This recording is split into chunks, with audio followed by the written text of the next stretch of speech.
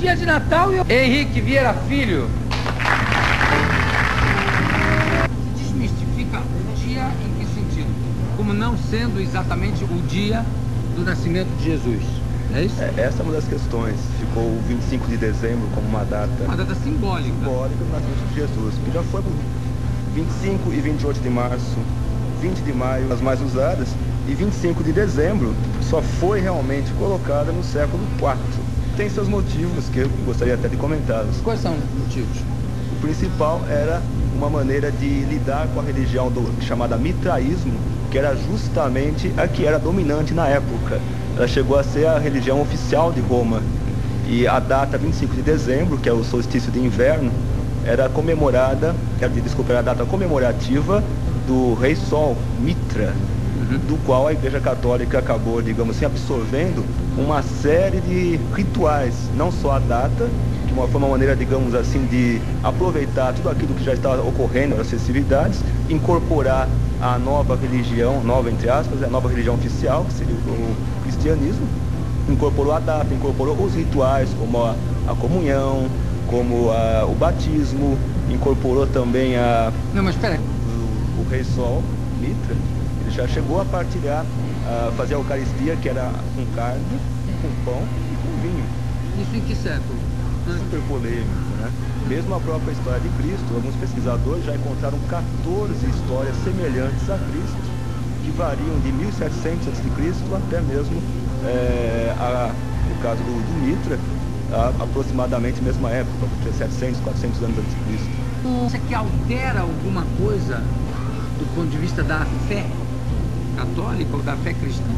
Não, muito pelo contrário. Acho que o importante realmente são os ensinamentos passados por todos esses rituais, por todos esses, digamos assim, mandamentos, por todos os livros sagrados, não só do cristianismo, como de todas as culturas. Se isso realmente aconteceu, de quem realmente foi a origem dessas histórias, eu acho indiferente, desde que realmente aquele material contribua para tornar-nos seres humanos melhores. Todas as histórias anteriores. Sim. Quase todo o Messias, ele é anunciado por uma estrela que vai guiar 3 homens sábios que vão trazer seus presentes. Mas tem em todas as regiões do mundo, inclusive algumas histórias na América do Sul.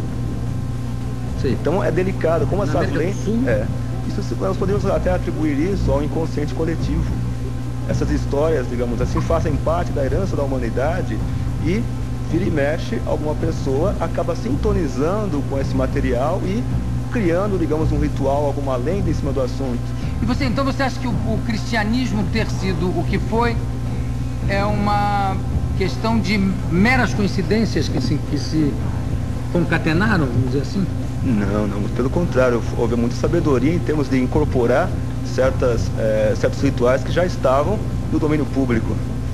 Agora, até onde isso Por que é que o que bateu mesmo, você falou do inconsciente coletivo, por que o que bateu mesmo no Império Romano e tomou conta das pessoas foi exatamente a religião mais simples e aqui de quem o líder, o criador, não deixou nada escrito? Quer dizer, ele só falou, ele não deixou nada escrito. Justamente por não ter deixado nada escrito é que deixou margem a muitas interpretações e também a muitas deturpações, de acordo com certos interesses econômicos, políticos de cada época.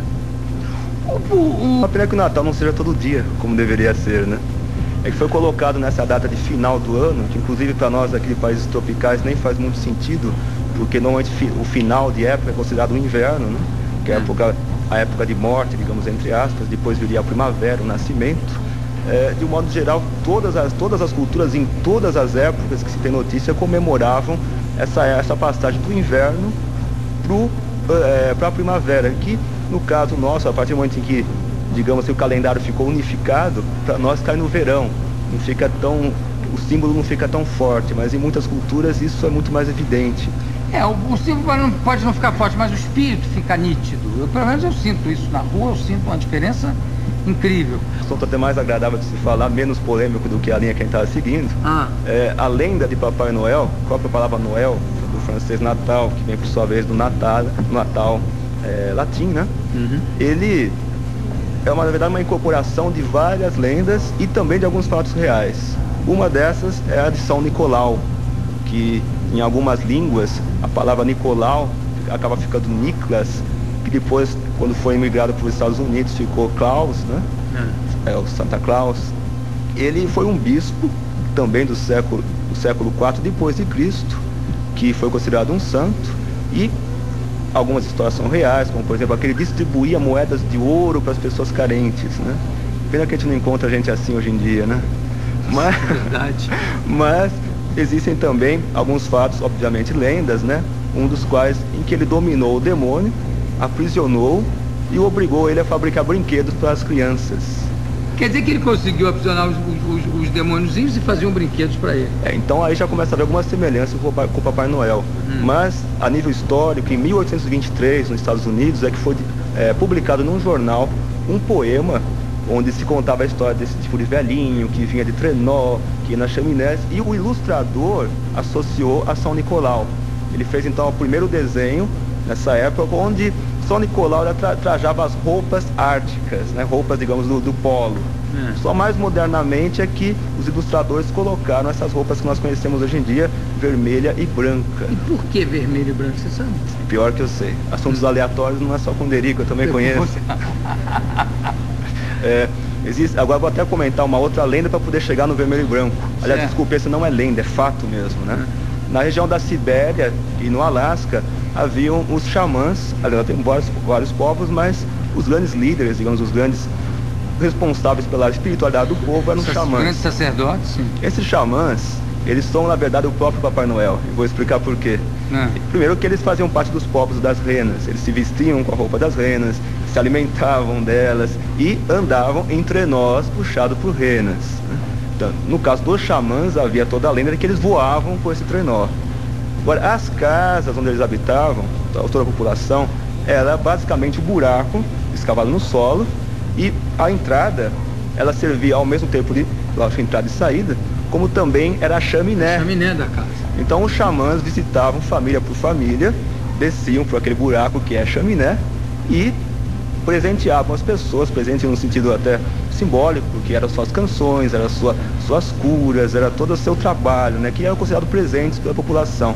E pela própria região, né, Sibéria, Alasca, o norte, daí dá para se ver como essa lenda pode se espalhar depois pela Rússia e pelos Estados Unidos, né? Claro.